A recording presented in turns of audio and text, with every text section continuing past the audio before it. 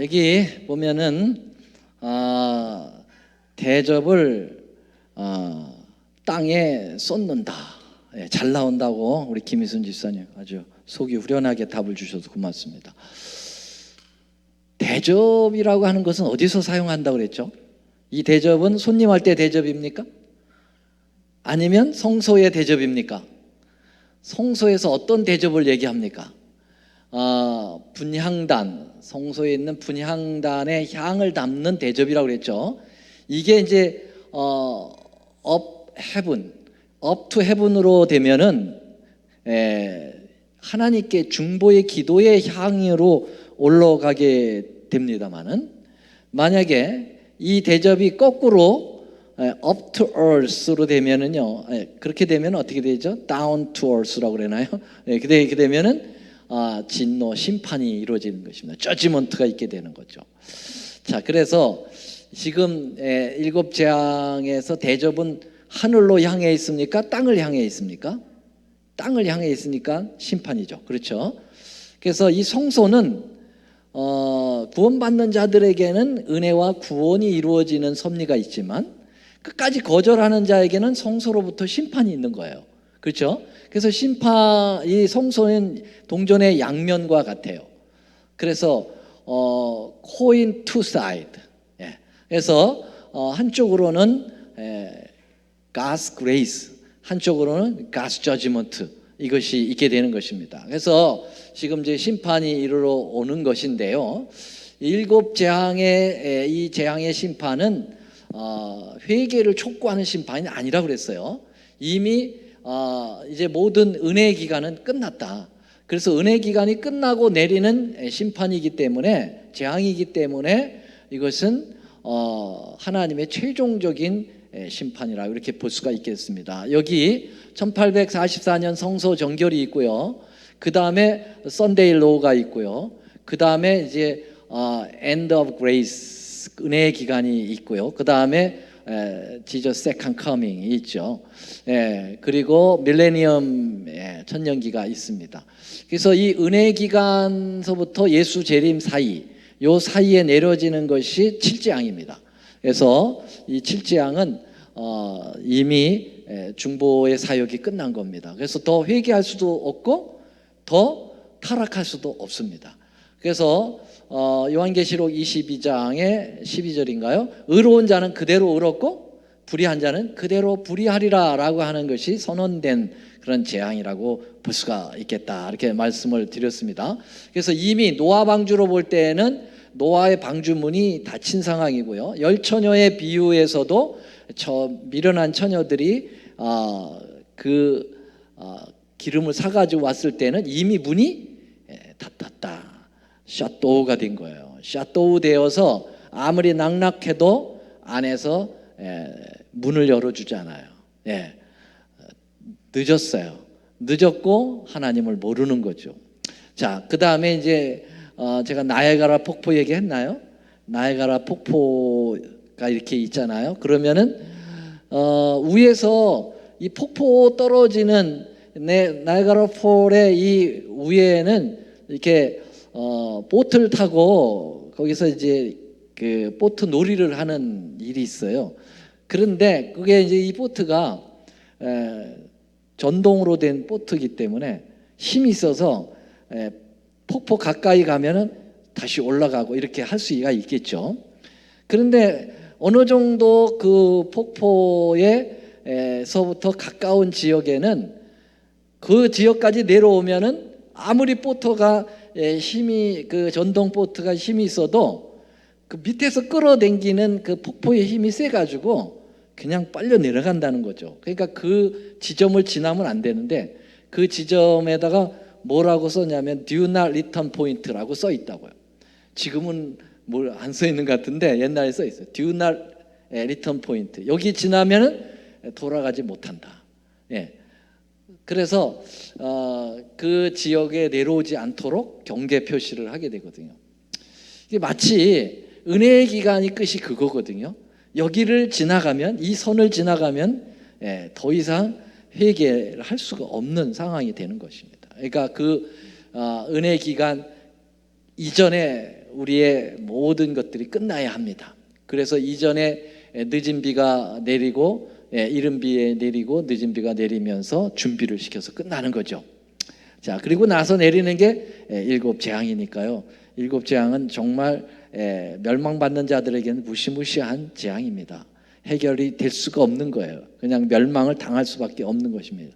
이렇게 하기까지는 주님은 은혜의 시간 전까지 정말 또 계속 반복해서 호소하시고 또 호소하시고 눈물로 호소하시고 선지자들을 보내서 호소하시고 말씀을 보내시고 성령을 보내셔서 계속 호소를 하시는 거죠. 그런데도 거절하고 또 거절하고 또 거절하면 이제는 주님은 그들을 방치할 수가 없습니다. 왜냐하면 의인들을 보호하기 위해서. 그렇죠? 그래서 하나님의 공의가 설 수밖에 없다는 사실이에요. 그래서 공의는 심판으로 이렇게 되는 것입니다. 네, 지금 자꾸 끊어진다고 하니까 전화를 좀 한번 해주세요. 그래서 박경원 집사님한테 전화를 해서 근본적인 해결을 좀 해주시면 고맙겠습니다. 자, 그러면은 일곱 재앙과 그 내용을 한번 쭉 아웃라인으로 보면은요, 첫째 재앙은 땅에 내리고, 둘째 재앙은 오션에 내리고, 셋째 재앙은 오리진 리버에 내리고, 그리고 넷째는 선에 내리고, 다섯째로는 보좌에 내리죠. 짐승의 보좌. 그리고 여섯 번째는 유프라테스 강에 연결되어서 재앙이 오게 되고, 일곱 번째는 공기에 이제 내리게 된다라는 거 말씀드렸고요. 자, 그래서 이 7재앙이 내리면은 이미 인치는 사업이 끝납니다. 인치는 사업이 끝나서 바다나 나무에 바람이 부는 것을 네 귀퉁이에서 하나님께서 천사들로 막으라고 했는데 이제 그것이 끝나버리게 되는 거죠. 자, 그래서 인치는 사업도 끝나고, 그래서 이 재앙이 시작이 되면은 뭐가 됩니까? 이제 일곱 재앙이 시작될 때 이 일곱 재앙을 애굽의 열 재앙과 좀 비교해 볼 수가 있겠습니다. 이집트의 그 열 재앙은 일곱 재앙과 매우 흡사한 그런 모습을 보여주고 있는데요. 어떤 면에서 그런가? 그 하나님께서 일곱 재앙에 처음엔 악인들에게 내리지만 두 번째로는 그 짐승의 보좌에 내리거든요. 그러니까 사단, 이 악한 마귀를 직접 공격을 하나님께서 하시게 됩니다. 그런 것처럼 이스라엘 백성들이 애굽에서 빠져나올 때 바로가 말을 안 듣죠. 그래서 10가지 재앙을 내려가지고 드디어 이제 기법 만들어가지고 나오게 되는데요. 그때 10가지 재앙들이 다 애굽 사람들이 섬기고 있는 그 잡신들을 얘기하죠. 잡신들에 내리는 거죠. 그래서 첫째 재앙이 물이 이제 피가 되는 재앙. 나일 리버, 나일강에 내린 그 피가 되는 것도 나일강을 하나의 신으로 생각했다고 그랬죠. 닐루스와 하피를 이제 이야기하는데요. 그것을 공격받은 겁니다. 주님으로부터 심판받은 거죠. 그들이 이제 개구리도 섬기고 있었어요. 그래서 헥트라고 하는 개구리 신도 심판을 받았고요. 그 다음에 갭이라고 하고도 셉이라고도 하는 재앙. 그 다음에 파리재앙, 카페라라고 하는 파리재앙. 그 다음에 아피스라고 하는 송아지 신이죠. 송아지 신. 그래서 아피스의 신도 재앙 받았고요. 그 다음에 독종 내린 것은 튜폰이라고 하는 신에게 재앙을 내린 거고, 우박은 대기의 신인 슈를 하나님께서 공격을 하셨던 것이고요. 그 다음 메뚜기 재앙은 세라피스라고 하는 거죠. 이 세라피스가 그 메뚜기로부터 구해주는 신이다라고 그들이 믿고 있었는데, 그 세라피스를 아주 무색하게 만드는 재앙이 메뚜기 재앙입니다. 그 다음에 흑암 재앙은 태양신 라를 대적한 하나님께서 공격을 하신 것이고요. 그 다음에 사랑과 생축의 장자를 죽인 신인 부타하우를 대적했다. 이거에 대해서 말씀을 드렸습니다.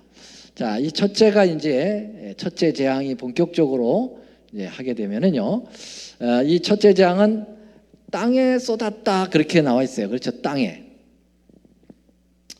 이 재앙의 대상은 구체적으로 밝혀져 있지는 않지만 계시록 13장에 나타나는 짐승의 표를 받은 사람들과 그 우상에게 경배하는 자들에게 임하는 재앙이라고 하는 것을 여기 성경에 언급을 하고 있습니다. 뭐 구체적인 누구누구다라고는 할 수 없지만은 그런 대략적인 표현이 나와 있어요. 짐승의 표를 받은 사람들과 그 우상에게 경배하는 자들에게 내리는 재앙이 무슨 재앙이라고요? 예, 첫째 재앙인데 그것은 아주 독한 헌대가 있는, 그 말은 이제 그 뭐라 그럴까요? 이렇게 종기 재앙이죠, 종기 재앙. 예. 그래서 막 이런데 뭐가 나는 거죠. 예. 아마 욥이 당했던 그 시험이었는지도 모르겠어요. 너무 가려워서 어떻게 할 바를 몰라가지고 기와장으로 막 긁어대는 그런 재앙이 내린다고 했는데요. 우리가 아시는 대로 이 7재앙은 결코 그 의인들에게는 해당 사항이 없다라는 겁니다. 그러니까 우리는 걱정 안 해도 되죠. 그 애굽의 열 재앙을 내릴 때에도 하나님께서 고센 지역에 있는 이스라엘에게는 재앙이 열 번째 재앙 외에는 9가지 재앙이 다 거기하고는 상관없이 내렸어요. 보호받았던 거죠. 그래서 7재앙도 하나님께서 구원받은 자들에게는 보호를 하신다, 이렇게 보시면 되겠습니다. 자, 그 다음에 이제 두 번째 재앙을 보겠습니다. 두 번째 재앙은 이제 이번 오션에 내리게 되는데, 큰 바다에 내리게 되는데 피로 변하는 재앙이에요. 이거는 애굽의 열 재앙 중에 첫 번째 재앙이었죠. 물이 피가 되도록 만든 재앙이었잖아요. 근데 이 재앙이 다시 7재앙 때 두 번째 재앙에 내리게 되는 겁니다. 여러분, 바다가 사실 피로 변하면 어떻게 될까요? 상상을 한번 해보세요. 그 엄청난 바다가 다 피로 변한다면, 여러분, 이 바다는 생명의 근원이에요. 상당히 여기서부터 많은 그런 그 생명을 주는 일들이 많죠. 고기도 있고, 거기서 공기가 이제 올라와서 뭐가 됩니까? 그 수증기도 만들고, 수증기가 이제 구름을 만들고, 구름이 뭐가 만들어요? 비를 만들고.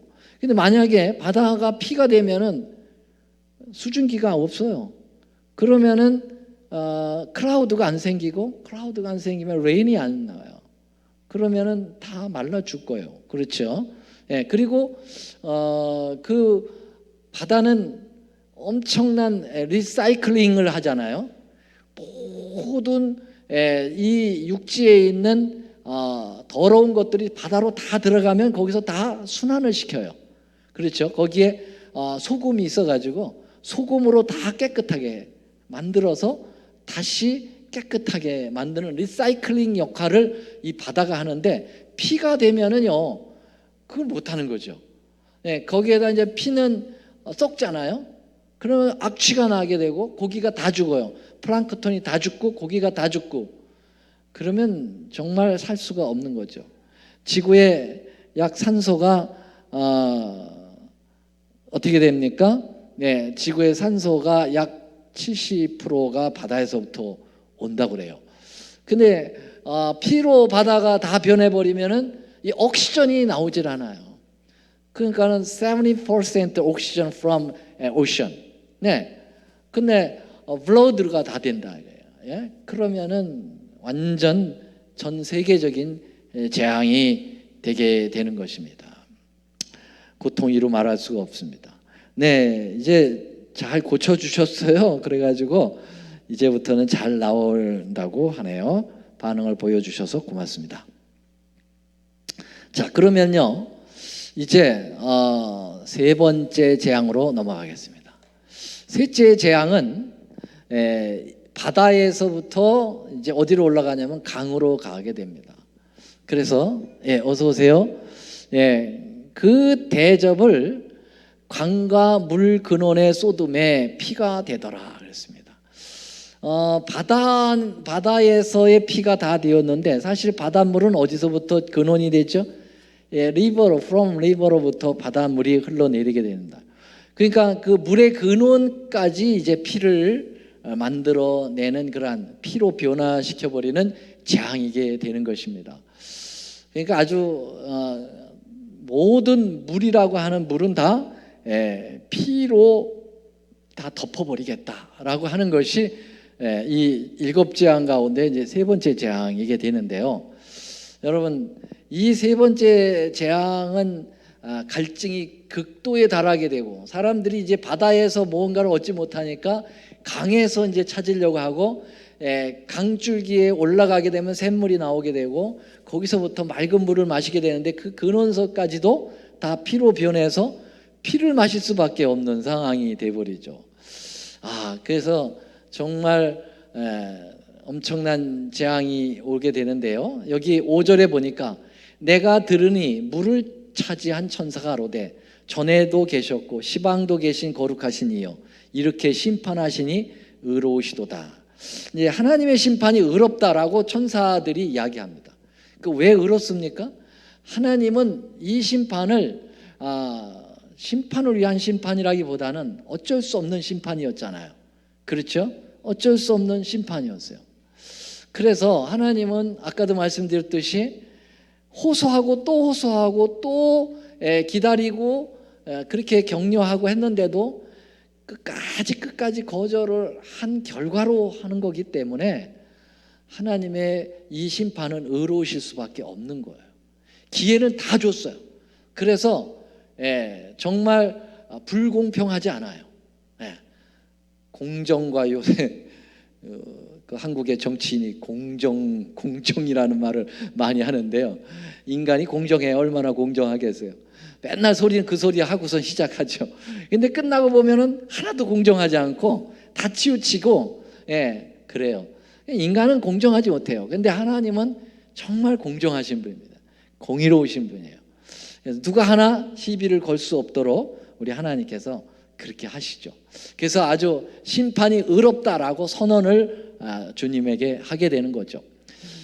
그들이 왜 결국은 피를 마시게 되는데 너무 목마르니까 이제 모르겠어요. 마시는 거야. 어쩔 수 없이 마시는 거죠. 그 썩은 피물을 마실 때 어떻게 하게 되겠어요? 네. 근데 그 피를 결국 그들이 마신 이유가 뭐라고 그래요? 그들이 성도의 피를 흘렸다는 거예요. 성도들을 너무 많이 피를 흘린 사람들이죠. 그렇기 때문에 결국은 그 흘린 피를 너희들이 마시게 될 거다라고 하는 것입니다. 그것이 합당하다. 근데 심지어는 제단에서부터도 그 판정이 옳다고 얘기합니다. 이 제단이라는 것은 이제 의인화된 건데요. 제단이 뭐예요? 하나님의 번제단, 분향단 뭐 이렇게 볼 수가 있겠죠. 그래서 이 제단이 뭐라고 얘기하냐면 그렇다. 주 하나님 곧 전능하신 이여 심판하는 것이 참되시고 의로우시도다. 그래서 의인화된 표현 방법으로 사용하고 있는데요.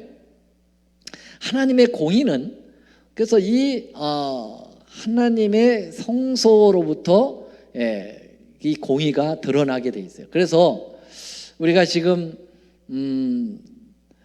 조사 심판이라고 하는 그 중요한 기간 동안 우리가 살고 있는데요.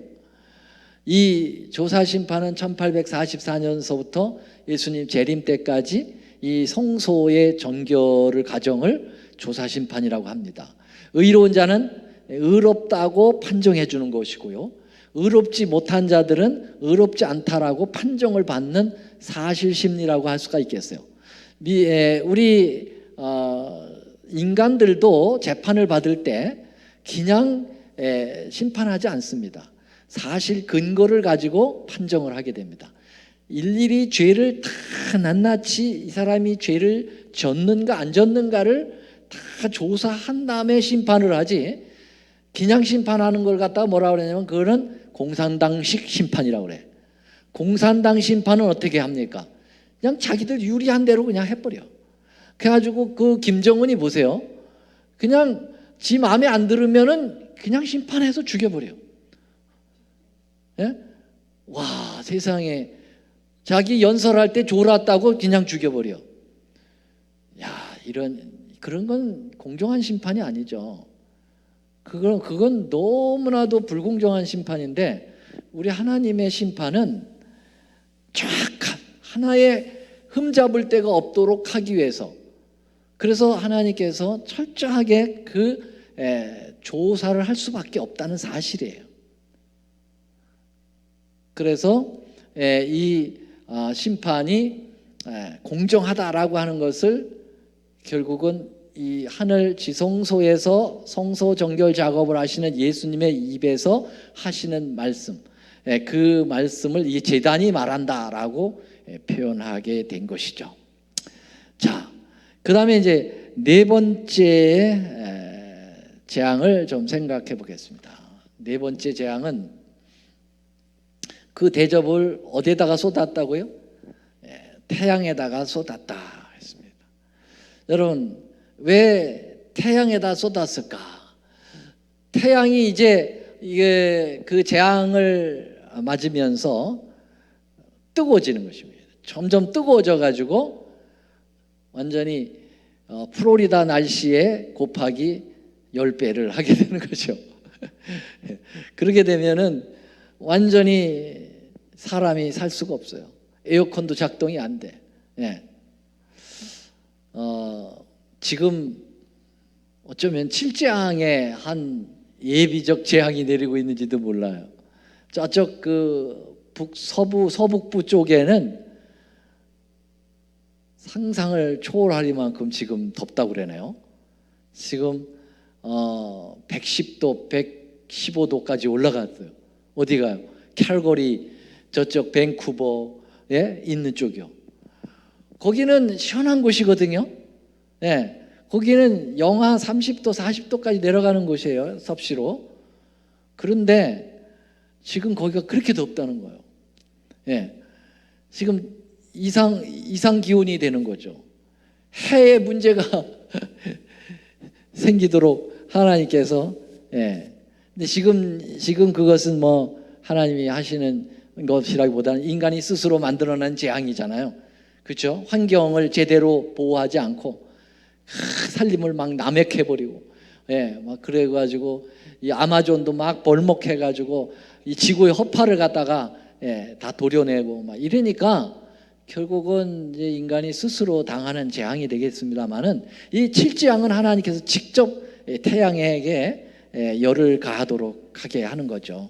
그래서 다 타는 겁니다. 온 세상이 다 타는 것입니다. 제가 지금 캘리포니아에서 왔는데, 캘리포니아는 완전히 메말라가지고 비 한 방울 오잖아요. 그래서 바싹 말랐어요. 어제도 산불이 났더라고요. 근데 올해는 산불이 더 많이 난다고 그러네요. 네, 완전히 정말 무서운 재앙들이, 이거보다 몇백 배 더 드라이하게 될 거고요. 불이 나면은 걷잡을 수 없게 될 겁니다. 근데 이 태양에다가 한 이유는 왜냐하면 사람들이 태양을 신격화했기 때문에 그런 거죠. 아까 그 10재앙 가운데도 라라고 하는 태양신이, 그 에집트 사람들은 태양신을 숭배했거든요. 네. 그런데 오늘날에는 그 태양을 어떻게 숭배를 합니까? 태양에다 대고 직접 막 경배를 하는 사람들이 구약 시대 에스겔 시대에 보면은요, 그 성소에서 성전을 등지고 동방을 향하여 태양을 향하여서 25인이 뭐 했다 그랬어요? 태양 경배를 했다라는 장면이 에스겔서에 나와요. 그 당시에도 태양을 섬기는 사람이 이스라엘 안에 하나님의 성전 안에서 그 짓을 했어요. 근데 오늘날에는요, 하나님을 믿는다고 하는 백성들 사이에 썬데이라고 하는 태양의 날을 예배일로 만드는 거죠. 그렇죠? 그래서 이 썬데이는 태양의 날이에요. 그것은 페르시아의 종교 가운데 미스라라고 하는 종교에서 이게 온 거죠.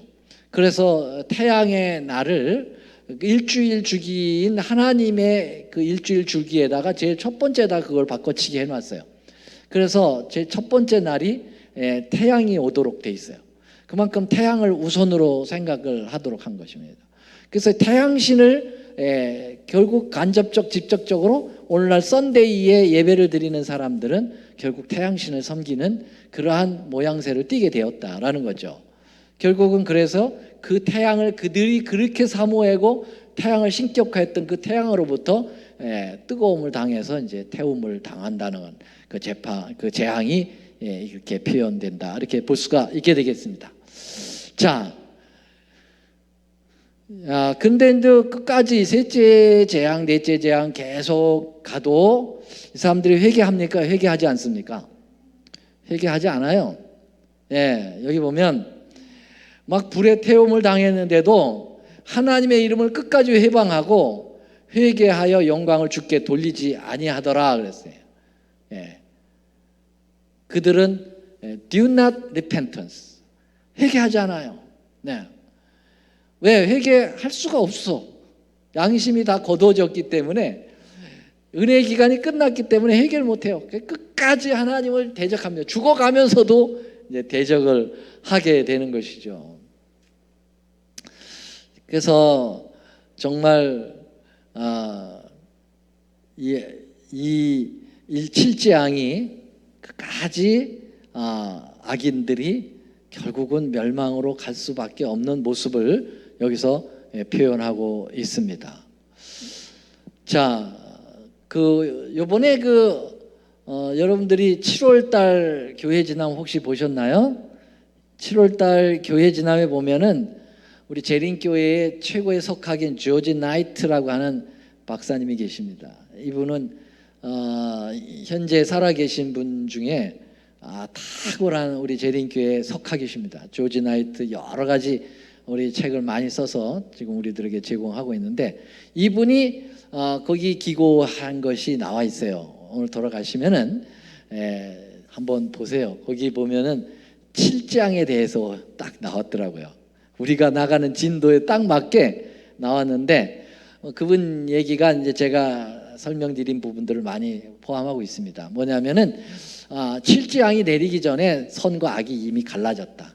그리고 마귀는 끝까지 악으로 가도록, 하나님은 끝까지 악인들을 돌아오도록 계속 강조를 했다라고 하는 게 이제 세 천사의 기별이었다. 그래서 짐승의 표와 하나님의 인과 양분되게 되었고, 그 결과로 나타난 게 뭐냐? 7재앙이다라고 그분은 설명하고 있습니다. 그래서 이 7재앙에는 두 가지의 노래가 나온다. 그분은 그렇게 이야기합니다. 첫 번째 노래는 뭐냐? 구원받은 자들의 노래가 나온다. 그게 어디예요? 유리바닷가 생명강가에서 부르는 모세의 노래, 어린 양의 노래가 바로 그 노래다. 그러면 두 번째 노래는 무슨 노래냐? 바로 이 7재앙의 네 번째 재앙에서 하나님의 이름을 회방하면서 부르는 노래. 여기 노래라고 하는 말은 없지만 그냥 악에 차서 부르는 노래라 그랬어요. 절규의 노래다, 그렇게 표현을 하고 있더라고요, 조지 나이트 목사님이. 하여튼 뭐 오늘의 교회 지남을 한번 읽어보시면요, 오늘 우리의 시사적인 표현으로 아주 참 좋습니다. 자, 그러면 이제 이번에 다섯 번째 우리 재앙을 좀 보도록 하죠. 다섯 번째 재앙은 이제는 어디로 갑니까? 네 번째 재앙까지는 다 지상에 특별히 짐승의 표를 받고 짐승의 우상에게 경배한 자들에게 내렸어요. 그런데 이제 다섯 번째 재앙부터는 이 악인으로 만들어냈던 근본 그 주동자 누굽니까? 사탄, 그죠? 사단, 짐승의 보좌. 짐승의 보좌 하면 사단이 앉아 있는 것이죠. 바로 이 악의 근원을 하나님께서 강타하는 거죠. 우리도 이제 전쟁이 일어나면 말이죠, 전쟁이 일어나면은 어디를 공격을 해야 됩니까? 막 국지전이 일어나는 것 같지만은 결국 싸움은 누구를 공격해야 되냐면은 이제 수뇌부를 때려야 돼요. 그래서 거기서 지령을 내리고 전략을 짜고 하는 그 수뇌부를 때려야, 그래야 전쟁이 끝납니다. 그렇잖아요? 혹시 뭐 여자분들 잘 모르는데 장기 있는데, 장기 보면은요, 이 왕이 있어요. 양왕이 있고, 그 다음에 거기 뭐 차포 졸개들이 쫙 있는데 아무리 졸개들이 다 죽고 차포가 다 떨어져도 왕이 살아있는 한 못 이겨요. 근데 이쪽에는 졸개들이 다 떨어졌는데 저쪽엔 졸개들 뭐 차포 말들이 다 살아있는데 외통수로 왕을 딱 때려잡으면은요 전쟁이 끝납니다. 그래도 이쪽에 장기 쪽수 가지고 판단하는 게 아니라 왕이 죽었느냐 안 죽었느냐에 따지고 있어요. 그게 장기거든요. 그게 마찬가지예요. 이 선악의 대쟁투도 결국은 누가 죽어야 돼, 누가 이제 강탈을 당해야 되냐면 사단이 강탈을 당해야 돼. 그래야 제대로 된 이제 공격이 되는 거예요. 그래서 하나님께서 5번째 재앙에는 이 사단의 보좌를 때려버립니다. 그래서 어두워져서 나라가 온 세상이 이제 어두워지는 거예요. 어두워지면서 얼마나 아픈 고통이 오느냐면 자기 혀를 깨물고 죽어갈 정도로 아프다. 근데 그것과 동시에 종기로 인하여 그래서 종기. 여러분 아까 종기는 몇 번째 재앙에서 내렸어요? 첫 번째 재앙에서 내렸잖아요. 그러니까 이 재앙이 첫째 재앙 내리고 끝, 둘째 재앙 내리고 끝, 셋째 재앙 내리고 끝 이게 아니고요. 첫째, 둘째, 셋째, 넷째, 다섯째, 여섯째가 쭉 합쳐져서 우리가 세 천사의 기별도 그렇다고 그랬죠. 첫째 천사의 기별이 어디서부터 어디까지 그게 첫째 천사의 기별이고 두 번째 천사의 기별이 어디서부터 어디까지 이게 아니라고 그랬잖아요. 첫째 천사의 기별은 Three Angels Message First Angels Message는 from 1831이에요. 1831년서부터 시작을 해서 합니다. 그 다음에 Second Angels Message는 언제예요? 1844년 1844 썸머서부터 시작이 됩니다. 자, 그러면 1844 썸머서부터는 첫째 천사와 둘째 천사가 두 겹으로 나가요. 오케이, 무슨 소리인지 알겠죠? 그 다음에 Third Angels Message는 1844 언제서부터요? 네, 가을부터 10월 22일부터 나가는 거예요. 그러면은 그때부터는 몇 겹이 됩니까? 세 겹이 나가는 거예요. 그래서 Three Angels Message를 갖다가 삼중기별이다 그래요. 삼중기별, 세 기별이 함께 간다 이거죠. 그런 것처럼 재앙도 첫째 재앙 그리고 둘째 재앙이 올 땐 두 겹으로 두 재앙이 같이 나가고 세 번째 재앙이면 셋째 재앙까지 해서 세 겹으로 나가고 이렇게 가는 거예요. 그래가지고 다섯 번째 재앙이 내릴 때 이미 첫째 재앙도 계속 따라왔다는 사실을 여기서 증명하고 있잖아요. 그렇죠? 그러니 가면 갈수록 칠재앙은 살아남을 자가 없겠죠. 고통을 당하며 죽어가는 것입니다. 짐승의 보호자가 치명적인 정탈을 맞았기 때문에 재앙의 아주 절정을 이룬다고 볼 수가 있게 되겠습니다. 자, 그러면은요 이제 여섯째 재앙까지 오늘 좀 하고 마치겠는데요. 여섯째 재앙을 한번 보십시다. 자, 여섯째 재앙은 어디에다 내린다고 그랬냐면 유프라데스 강에 내리게 되는데요. 한번 이거 같이 읽어볼까요? 시작. 또 여섯째가 그 대접을 큰 강 유프라테의 소돔에 강물이 말라서 동방에서 오는 왕들의 길이 예비되더라. 여러분 여섯째 재앙은 이제 7재앙까지니까는 마지막 가고 있어요. 그렇죠? 이제 최종적으로 가고 있습니다. 그럼 7재앙이 내리면 누가 오시는 거예요? 7재앙이 끝나면은 예수님이 재림하시는 거예요. 그러니까 재림에 아주 직전에 와 있어요. 직전에 왔는데 유프라테스 강을 왜 언급했을까요? 이 일곱 나팔 기별에도 유프라테스 강에 대한 언급이 있어요. 근데 여섯째 나팔에 그런데 이 7장에도 여섯째 나팔에 유프라테스 강 얘기가 또 나온단 말이죠. 여러분 유프라테스 강은 굉장히 오래된 강이에요. 그 에덴 동산의 네 강 중에 하나가 유프라테스 강이거든요.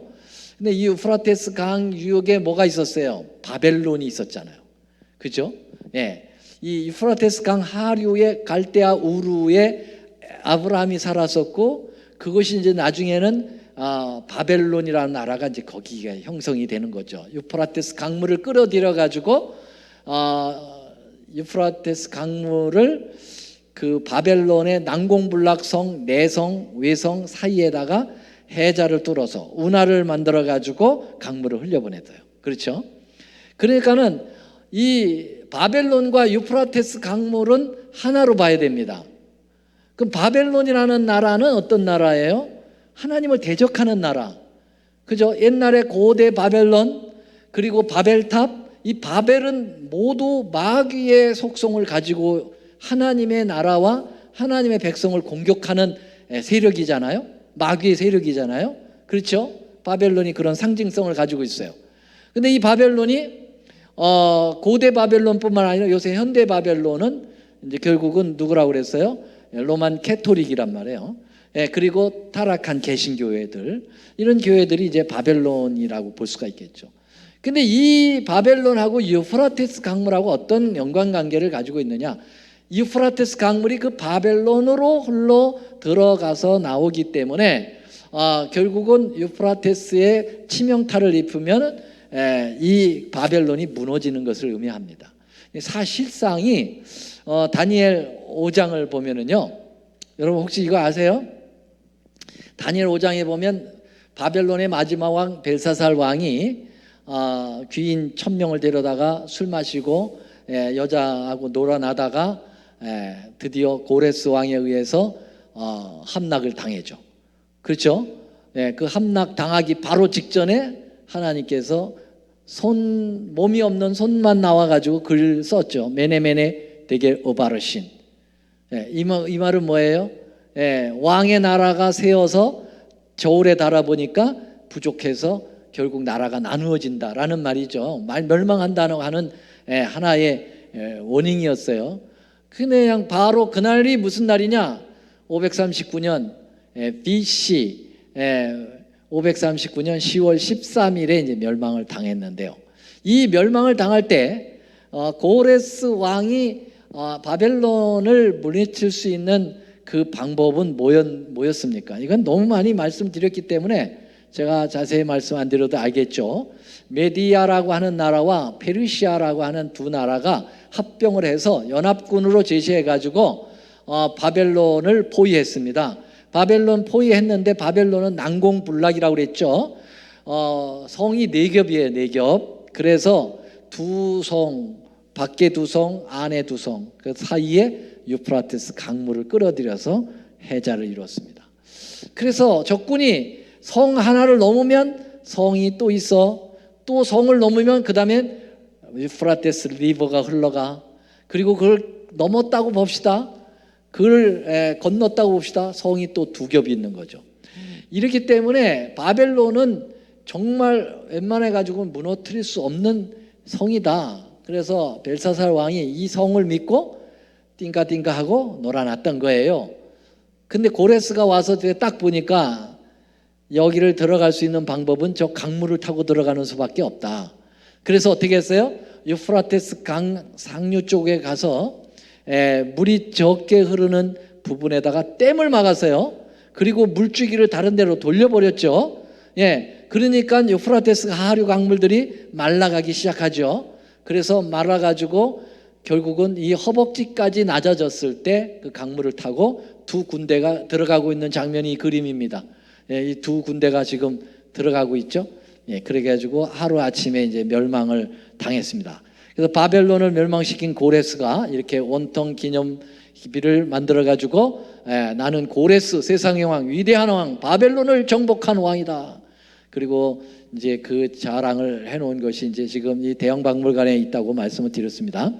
자, 그래서 결국은 고레스에 의해서 유프라테스 강물을 말려가지고 바벨론이 멸망을 한 거예요. 그런데 성경에는 재밌게도 고레스가 오기 전 150년 전에 이사야 선지자를 통해서 고레스를 이렇게 평가했습니다. 이건 고레스가 오기 전 150년 전의 얘기입니다. 이사야가 예언을 했습니다. 뭐라고 했어요? 나 여호와는 나의 기름 부음 받은 고레스의 오른손을 잡겠다 그랬어요. 여러분, 고레스를 갖다가 기름 부음 받은 고레스라고 그랬어요. 그러면 여러분, 기름 부음을 받다라는 말은 그리스도라는 말이에요. 그렇죠? 다시 말하면 고레스가 그리스도의 역할을 했다는 말이에요. 예수님의 역할을. 그렇죠? 예수님의 역할을 해가지고 어떻게 했습니까? 그 성문을 열어놓고 닫지 못하도록. 그 성문은 바벨론 성문이겠죠. 그 성을 열도록 한다는 거예요. 굳게 닫힌 난공불락의 그 성문을 열게 했다는 거예요. 누가? 고레스가. 논문을 쳐서 무수며 쇠빗장을 꺾어버렸다. 그러니까는 완전히 파괴를 시키고 들어가는 그 장면, 고레스가 그게 바로 예수님의 역할을 했다. 그런 역할을 하는 거예요. 근데요, 재미난 것은 이사야 45장 이 고레스 얘기 전에 44장 마지막 절에, 바로 전절에 무슨 얘기가 나오니? 이런 얘기가 나와요. 요거 보세요. 요거 죄송합니다.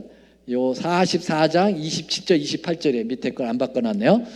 자, 한번 읽어보겠습니다. 시작. 기품에 대하여는 이르기를 말리리라. 내가 내 강물들을 마르게 하리라. 여기 강물이 뭐예요? 바벨론 유프라테스 강물을 마르게 하겠다는 거예요. 누가? 고레스에 대하여는 내가 이르기를 그는 나의 목자라.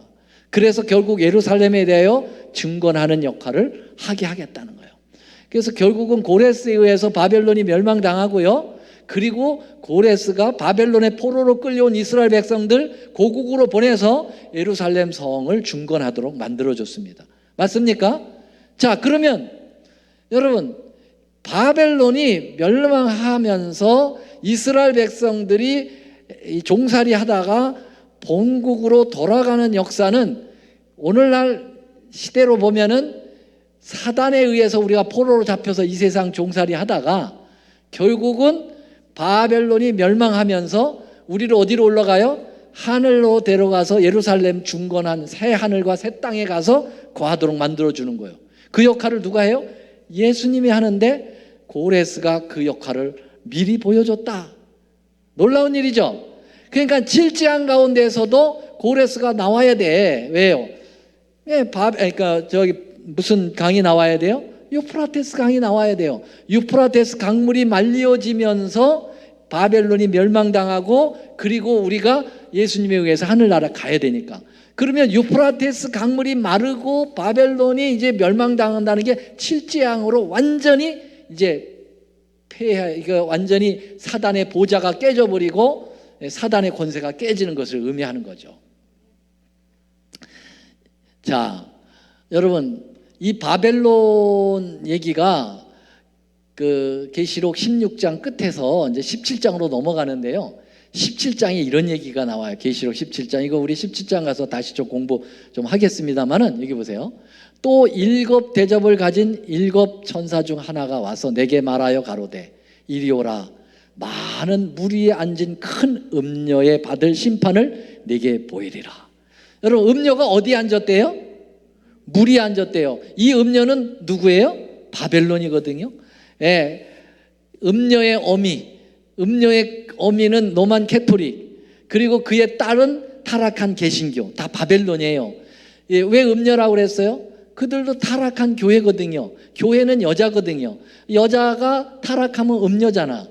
그 음녀, 이 잘못된 교회, 정치적 세력들, 이 세력들이 많은 물 위에 앉아서 권세를 베푸는데, 여러분, 물 위에 앉았다라는 말은 여기에 물은 유프라테스를 생각할 수가 있게 됩니다. 유프라테스 강줄기 위에 뭐가 앉아서 바벨론 도성이 앉아 있잖아. 그죠? 근데 이 유프라테스 강물은요, 이 바벨론 세력들에게 생명을 공급해주는 강줄기였어요. 그래서 여기에서는 수많은 그 강의 근원이 이 바벨론 전 지역을 커버하고 있어서 거기서 농사도 짓게 만들고 그들에게 힘을 제공하면서 이 이스라엘을 괴롭히는 일에 주역을 했단 말이죠. 그래서 이 바벨론 물 위에 앉아있는 유프라테스 강을 그 1차적으로 그렇게 실제적으로 문자적으로 해석을 한다면, 의미적으로 해석을 하면은요, 오늘날 바벨론이 앉아있는 물이라는 말은, 유프라테스 강물은 뭘까요? 그것은요, 종교 연합 세력을 얘기합니다. 종교적인 하나님을 대적하는 연합 세력들이 구축된죠. 에큐메니칼 운동. 뭔 말인지 아시겠죠? 예, 많은 물들은 많은 물이 백성들을 의미한다고 그랬잖아요. 그러니까는 로만 캐토릭이 주종이 돼가지고 전 세계의 종교를 하나로 규합을 시킨다는 거예요. 그래가지고 하나님을 대적하는데 그 대적하는 그 세력이 바벨론에 있는 물인데 그 물을 마르게 해버린단 말이에요. 강이 물이 마르면 강에 결국은 뭐예요? 강이 물을 마르면 그것만큼 우스운 게 없어요. 그렇죠? 강은 물줄기가 도도하게 흘러가야 되잖아요. 근데 강이 빼짝 말라가지고 자갈만 남았다. 그것만큼 볼품없고 완전히 망해버린 거예요. 그렇죠? 그런 것처럼 하나님께서 강물을 마지막 때 말리겠다는 거예요. 그 강물을 말리겠다는 건 어떤 사람들이 그래요? 그러면 유프라테스 강 쪽으로 가서 거기서 무슨 일이 일어나는지를 보아야 된다. 네, 그거는 아주 어린아이 같은 해석을 하는 거예요. 여러분, 그거는 문자적으로 예표적인 것이지 실제로 유프라테스 강물을 말려가지고 예수님 재림하시고 그런 게 아니에요. 그래서 이제 보면은 7재앙의 마지막 재앙에 뭐가 나와요? 아마겟돈 나오거든요. 그래서 아마겟돈 전쟁이 그 유프라테스 강 중동 지역에서 일어난다. 뭐 이렇게 몰고 가는 해석이 있는데 그것만큼 어리석은 인간들은 없어요. 그렇게 해석하면 안 되는 거고요. 여기서 말하고 있는 이 바벨론이라고 하는 많은 원어는 뭐냐? 그것은 에큐메니칼 운동을 일으켜서 온 종교 잡집합체들이 결국은 하나님을 대적하여 하나님의 남은 백성들을 공격해오는 그 모습을 보여주는 거예요. 근데 하나님께서 7장을 통해서 그들을 다 말려버리겠다는 거죠. 예, 그래서 바벨론을 완전히 끝내버리시겠다는 거예요. 이게 7장 가운데 나타나게 되는 것입니다. 그래서 보면은 이 유프라테스 강물이 말려지면서 누가 온다고 그랬어요? 여기 보니까 다시 봅시다.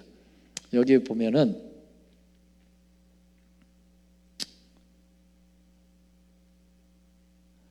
자, 또 여섯째가 그 대접을 큰 강 유브라데스의 소돔에 강물이 말라서 그 다음에 읽으세요. 다 같이 시작. 동방에서 오는 왕들의 길이 예비되었다. 여러분, 동방에서 왕들이 온다. 여러분, 동방에서 오는 왕은 누구요? 예수님이죠. 동쪽은 이 이스트 디렉션 쪽으로는요, 누가 오시냐면은 Jesus Christ Second Coming. 예. 그래서 예수님은 성경의 동쪽은 구원의 방향이에요. 그래서 생츄어리의 엔트런스 그 도어도 이스트 쪽에 있어요. 그렇죠? 그다음에 이든 뭐예요? 에덴 동산의 동쪽에다가 그룹들과 화영금을 두었어요. 이 동쪽 이스트 방향이 바로 구원의 방향인데 거기서 왕이 온다. 근데 왜 왕들이라고 표현했느냐? 예수님이 왕이시고 거기에 있는 천천만만의 천사들이 함께 옹이하면서 예수님의 재림이 이 땅에 오게 되는 것을 표현합니다. 정확합니까? 와, 정확하잖아요. 유프라데스 강물을 말리면서 동쪽에서 오시는 그 왕. 이게 이제 1차적으로는 고레스 왕이잖아요. 고레스가 왕이었죠. 그죠? 근데 그 고레스가 기름 부음 받은 왕으로서 예표되었잖아요. 그래서 이 7장 가운데 이렇게 분명한 것이 있다. 그래서 이제 결국은 누가 오십니까? 예수님이 이 땅에 오시게 되는 겁니다. 이제 7장은 그렇게 길 것 같지 않아요. 짧게 오게 되면서 결국 예수님이 강림을 하시게 되게 될 것입니다. 그러면 다음 시간에는요, 이제 7째 재앙이 내리면서 아마겟돈 전쟁이 소개되게 됩니다. 그래서 다음 시간에는 아마겟돈 전쟁에 대하여 1시간을 사용하게 될 겁니다. 굉장히 중요한 것이죠. 아마겟돈 전쟁은 정말 많은 사람들의 입에서 회자되고 있어요. 그래서 진짜 아마겟돈에 대한 혼란한 것들이 많이 있거든요. 그래서 이 혼동을 불식시키시고, 진정한 아마겟돈이 뭐냐? 아마겟돈 때문에 생기는 거냐? 아니면 뭐냐, 이거에 대해서 다음 시간에 공부하겠습니다. 기대하여 주시기 바랍니다. 수고하셨고요. 다 같이 머리 숙여 기도하겠습니다. 하늘에 계시는 사랑의 우리 아버지 하나님, 은혜를 감사합니다. 오늘도 저희들을 사랑해 주셔서 하나님 말씀 배우게 하여 주셨고, 특별히 무시무시한 칠재앙이 이 땅에 도래되겠지만 우리와는 전혀 관계없는 악인들의 심판입니다. 그러나 우리가 정말 끝까지 고집을 세우며 주님을 거절할 때에는 결국 그 재앙이 우리에게 들어올 수밖에 없다는 사실을 명심하고 하나님의 말씀에 순종하고 따르는 저희들이 되도록 도와주시옵소서. 주의 크신 은혜와 사랑이 내내 저희와 함께 하옵시기를 바라오며 예수님의 이름으로 간절히 기도 올리옵나이다. 아멘. 감사합니다.